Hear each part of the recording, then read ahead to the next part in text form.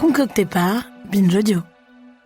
Attention, cet épisode rapporte des scènes violentes et comporte des descriptions qui peuvent être choquantes. Contre qui les soldats russes se battraient aux côtés de l'armée syrienne? Si c'est contre le groupe État islamique, personne n'y trouvera à redire, c'est un ennemi commun, mais imaginez une seconde que les Russes, pour défendre Bachar el-Assad, se mettent à combattre les groupes d'opposition que nous soutenons, nous, même financièrement, depuis 4 ans. On sauterait à pieds joints dans l'inconnu, et la Syrie n'en a pas besoin.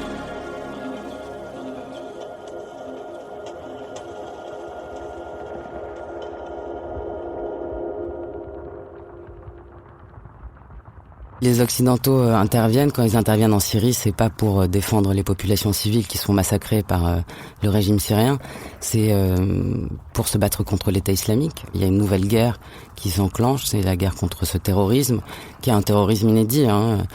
C'est une organisation terroriste qui contrôle un territoire, qui a une administration, qui attaque les pays européens, notamment la France, sur son sol.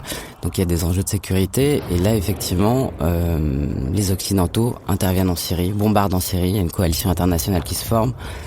Ce qui va changer la donne, c'est, en tout cas pour le régime, c'est l'intervention de la Russie en septembre 2015. Là aussi avec la bénédiction des Américains, du camp occidental, parce que c'est au nom de la lutte contre l'État islamique. Je me souviens quand ils interviennent, donc automne 2015, le premier mois de l'intervention de la Russie, des bombardements, j'avais compté, il y avait une 60aine de frappes, et sur ces frappes, il y avait moins de 10 frappes dont l'objectif était les territoires de l'État islamique. Ils bombardaient des territoires tenus par la rébellion au régime de Damas, souvent des alliés du camp occidental d'ailleurs. La situation semblait un peu explosive, mais en fait, de toute façon, les Occidentaux ont rien fait. Ils n'ont pas du tout soutenu les rebelles qui soutenaient en fait. Et l'objectif était clair, c'était la priorité, c'était l'État islamique. Donc ouais, ça change la donne parce que aussi, à ce moment-là, en 2015, le régime est très très affaibli. Et grâce au soutien des Russes, grâce au soutien aussi de milices chiites pro-iraniennes, du Hezbollah libanais notamment, il lance une offensive sur Alep. The situation here is certainly dire. I've actually talked, as you say, to a humanitarian organization who actually tried to reach Aleppo, to reach those being hit by airstrikes in Aleppo. Many of those people fear that the Russian airstrikes will soon not spare them. They've actually fled the intense bombing in the last days. More than 1,000 airstrikes have hit northern Syria. Many of them thought their last days had come, so that's why they reached the Turkish border in the hope to survive.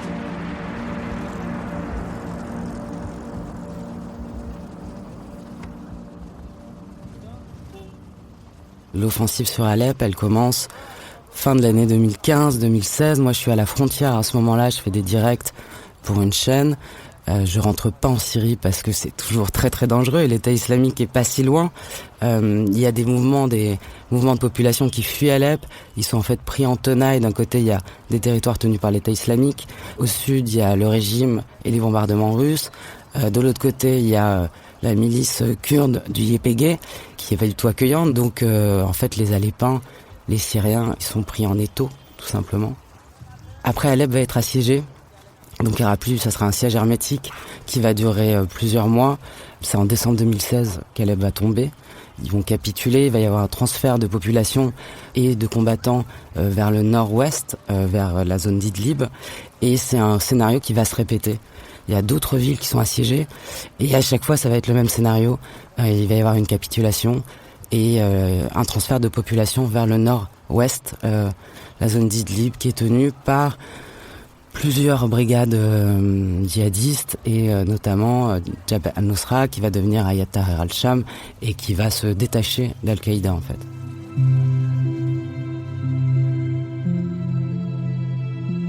On a des contacts à l'intérieur et de gens qu'on sait fiables, crédibles, de médecins par exemple, qui nous racontent ce qui se passe. Et puis après, c'est très simple. Par exemple, quand vous êtes à la frontière turque, les Turcs apportaient une aide humanitaire, mais surtout acceptaient dans les hôpitaux de la frontière des combattants ou des gens blessés. Et donc, ces gens-là, vous leur parlez. Dans un hôpital à la frontière, je tombe sur 3 jeunes mecs. Alors ils avaient le visage très sombre et très marqué. Ils n'avaient pas du tout envie de me parler. On commence à discuter. Ils sont jeunes, c'est des jeunes types qu'on a en 2016. Et je discute et ils me disent en fait qu'ils viennent d'une petite ville que je connais puisque j'ai passé beaucoup de temps avec mon chef de brigade, Noras. Quand je leur dis le nom de Noras, je dis « Ah mais vous venez de là, vous venez de Mara », leur visage s'est éclairé. Et ils m'ont dit « Ah Noras, on s'en souvient, c'était un super mec ». Et Noras était mort 3-4 ans plus tôt, quoi. Donc voilà, il y a des contacts qui se font, il y a des contacts qui se font à l'intérieur parce qu'on a des numéros de téléphone, parfois le réseau passe, parfois le réseau passe pas, qui nous racontent ce qui se passe et c'est comme ça qu'on peut raconter les histoires. Le conflit syrien était le conflit le plus documenté de l'histoire, tout simplement. On n'arrive pas à dénombrer le nombre de vidéos amateurs, de photos qui sont sorties ces 10 dernières années. Les Syriens ont documenté, ont filmé, ont photographié au jour le jour ce conflit. Donc non, les images continuent à sortir. Il y a toujours moyen de faire sortir des images. Même si pour envoyer une photo, ça prend des heures, il y a toujours moyen de faire sortir des images. Et au fil des années, il y a beaucoup de Syriens aussi qui sont eux-mêmes devenus journalistes, qui ont été formés par des agences de presse ou par d'autres et qui documentent ce qui se passe et qui envoient des photos, qui envoient des articles, qui envoient des informations. Donc non, il y a de l'information sort toujours.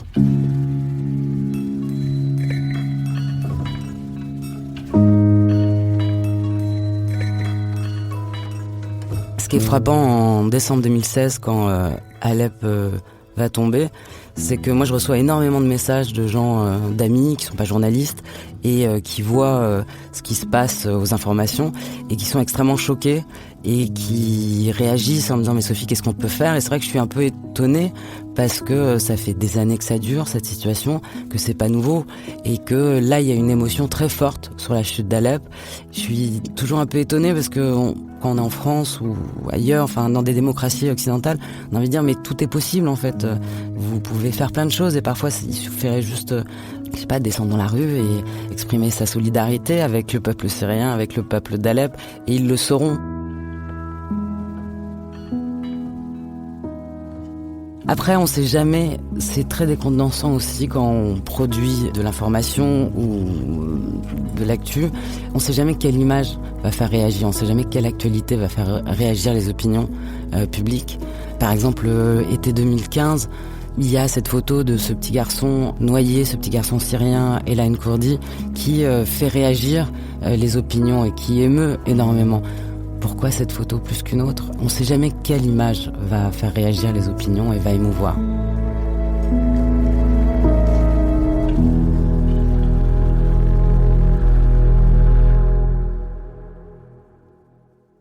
À ce moment-là, moi, je suis parti en Irak, parce qu'il y a la bataille de Mossoul, qui a commencé à l'été 2016, où là, les Occidentaux sont impliqués, la coalition internationale bombarde Mossoul, et donc il y a cette bataille qui s'est enclenchée, qui va durer jusqu'à 6 mois plus tard, elle va durer toute l'année.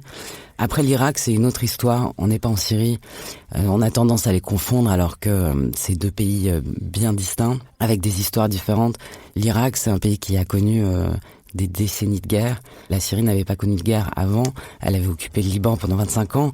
Il y avait eu une insurrection à la fin des années 70, mais on n'est pas du tout dans la même situation. Et moi, donc, je couvre cette bataille. Au sol, c'est des forces irakiennes, c'est une armée. Donc, il y a l'armée irakienne, il y a aussi les forces spéciales irakiennes. Il y a aussi une force qu'on appelle la police fédérale. On n'est pas du tout dans une configuration syrienne. Moi, je vais filmer au sud au moment où, donc en décembre 2016, les forces irakiennes, la coalition, ils ont commencé à rentrer à l'est de Mossoul. Je vais aussi sur le front sud. Et en fait, là, il y a une ville qui s'appelle Qayyarah, qui a été prise juste avant par la coalition. Et là, c'est très impressionnant parce que l'État islamique a mis le feu à des puits de pétrole pour créer un nuage, en fait, pour empêcher que les avions de la coalition les repèrent et bombardent. Et c'est des images très très impressionnantes, c'est à filmer, ces puits de pétrole en feu. Et cette ville de Qayyarah, qui est un bled paumé au milieu du désert, en fait, hein. Quand j'y suis, il y a cette rue principale, je vois les gens, je me dis que ces gens, ils viennent de passer 2-3 ans avec l'État islamique, donc ils nous racontent plein d'histoires.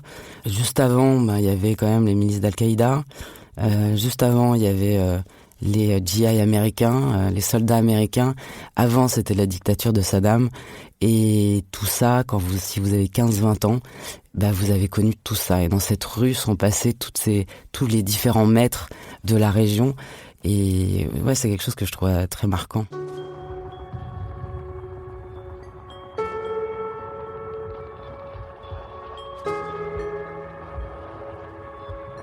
Au moment en fait où on arrive à Kayara, Trump vient d'être élu, donc l'émission pour laquelle on travaille nous appelle, on voudrait bien avoir une réaction, comment cette élection, comment elle est accueillie en Irak.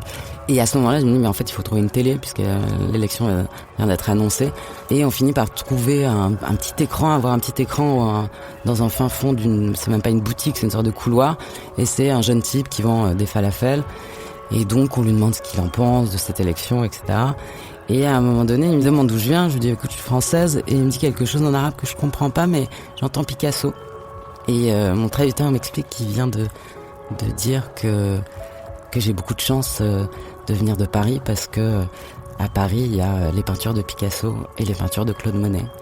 Et donc je lui demande comment il connaît ces peintures. Et il me montre la télé. Il me dit avant l'État islamique, je regardais cette chaîne d'information et il passait des émissions sur l'art et j'ai vu les tableaux de Claude Monet et de Picasso et ça me fait rêver. Et dans ses yeux, je voyais qu'il voyait les tableaux et je trouvais ça, c'est ces petits moments un peu sublimes et un peu complètement incongrus.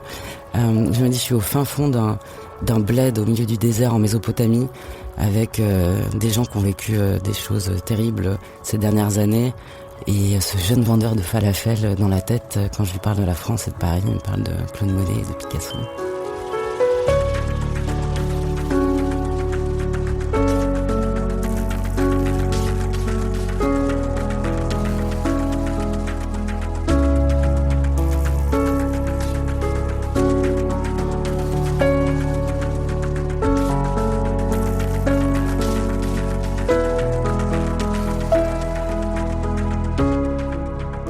Souvent, on se souvient de choses complètement incongrues, des petits détails.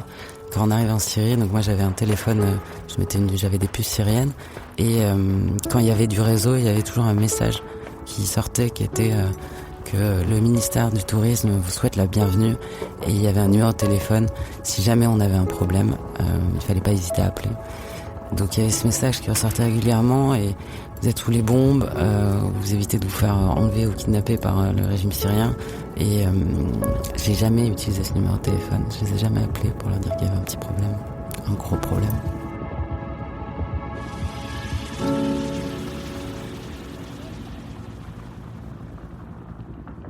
Au printemps 2017, dans les mois qui suivent, en fait, il y a une autre opération qui est lancée, c'est l'opération Colère de l'Euphrate.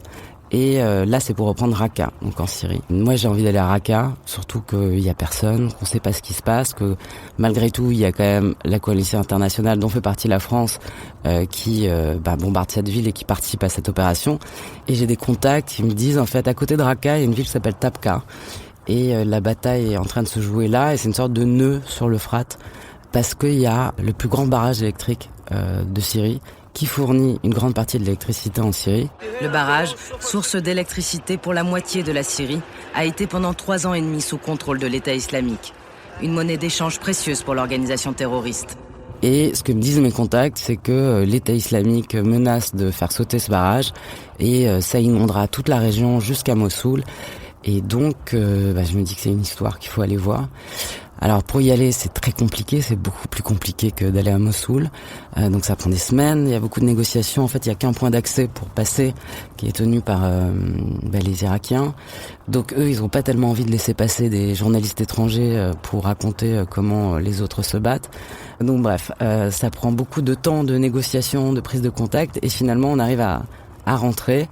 Et là, c'est encore des heures et des heures et des heures de route pour arriver jusqu'à Tabqa. Quand on arrive à Tabqa, qui vient d'être libérée, qui vient d'être reprise, cette histoire de barrage, c'est pas du tout celle qu'on m'a racontée. En fait, ça a été un point de bataille, mais il n'y a jamais eu le risque que ça saute. Et par ailleurs, pendant les 3 années où l'État islamique tenait la ville, en fait, les salaires étaient toujours payés par le régime de Damas et ils fournissaient toujours l'électricité. Et de temps en temps, il y avait des points qui étaient éteints, on demandait aux électriciens, mais finalement, tout ça a très bien fonctionné pendant toutes ces années-là. D'où l'intérêt d'aller voir sur place ce qui se passe. Mais c'est vrai que c'est une zone où c'est compliqué de travailler. On est 4 journalistes étrangers à ce moment-là, mais c'est difficile parce que tout le monde veut contrôler l'information. Donc, ce qu'on veut qu'on on raconte, c'est comment l'État islamique a opprimé tout le monde. Sauf qu'en fait, les gens qui fuient, par exemple, à Tabqa, en fait, ils fuient pas l'État islamique ni les bombardements de la coalition, ils fuient les bombardements russes. On a quitté nos villages à cause des frappes aériennes de l'armée syrienne et de l'armée russe. Ils frappaient les civils très lourdement. Et il y avait beaucoup de morts. On a réussi à fuir, mais on a vu la mort en face. On a tenté 2 fois de s'échapper, mais on s'est fait tirer dessus. Les forces kurdes qui contrôlent Tabqa ne les laissent pas rentrer dans la ville, donc les mettent dans des camps de fortune où on les considère comme des collaborateurs de l'État islamique. Et il n'y a pas d'eau, il n'y a pas d'électricité, il n'y a pas d'ONG internationale, il n'y a pas... mais il y a des jeunes mecs en armes qui tiennent le camp et qui disent que ils sont très contents que la coalition internationale les aide. Si Dieu le veut, on sera bientôt débarrassé de Daesh. On tient à remercier la coalition et tous ceux qui nous ont aidés dans la libération. Il y a des jeunes mecs qui viennent rejoindre les forces, qui sont clairement des enfants soldats. Enfin, il y a énormément de choses qui se passent, tout ça très très loin des caméras.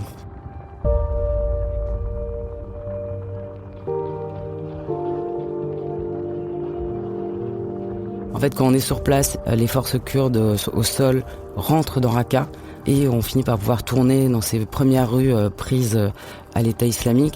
Après, c'est une bataille aussi où tout est miné, c'est très dangereux. Et dans les airs, voilà, il y a les drones qui se disputent. Parfois, on ne sait pas trop, ils savent même pas si c'est un drone russe, un drone de l'État islamique, un drone de la coalition. Donc nous, on rentre dans les premières rues prises à l'État islamique début juin 2017. Et il va y avoir encore plusieurs mois jusqu'à l'automne avant qu'ils reprennent complètement Raqqa. Moi, quand je vais à Raqqa, je me dis que ça fait 5 ans que ce conflit dure, 5-6 ans, que je suis passé déjà quelques années auparavant exactement dans cette même région, qu'à l'époque il y avait aucune de ces deux forces, et que là je raconte des batailles qui ont lieu entre l'État islamique et des forces kurdes qui n'existaient pas au début de ce conflit, et que voilà, ça n'a plus rien à voir, cette guerre n'a plus rien à voir avec ce qui se passait 5-6 ans auparavant. Le territoire a été repris à l'État islamique, qui ne contrôle plus de territoire et qui redevient en fait une organisation clandestine, souterraine, mais qui continue à exister. Il va y avoir aussi en 2019 une bataille à Barouz, en fait qui sont les derniers éléments de l'État islamique. Barouz, c'est au milieu du désert, enfin vers la frontière avec l'Irak. Mais la bataille n'est pas terminée, non. Ça ne veut pas dire que l'État islamique a disparu. Et d'ailleurs, aujourd'hui, c'est toujours un des enjeux, cette résurgence de l'État islamique, que ça soit en Irak ou en Syrie. Et d'ailleurs, c'est plus dans les territoires contrôlés par le régime syrien que l'État islamique revient.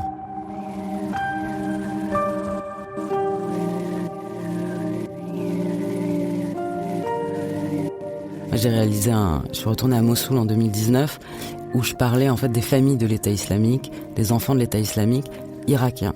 Et comment ça se passe, toujours cette question de comment on vit après la guerre avec les ennemis d'hier. Et les Irakiens à Mossoul me disaient, mais nous on veut pas d'eux. Et en fait personne ne veut d'eux, c'est les maudits.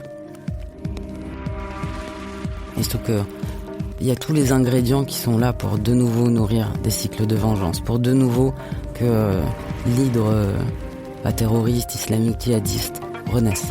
Quand vous êtes maudit parce que vous êtes un gamin dont le père a été membre de l'État islamique et que vous êtes obligé de travailler comme un chien et on vous traite comme un chien tous les jours alors que vous avez 8 ans et demi ou 6 ans et demi, tout ça, ça nourrit des cycles de vengeance.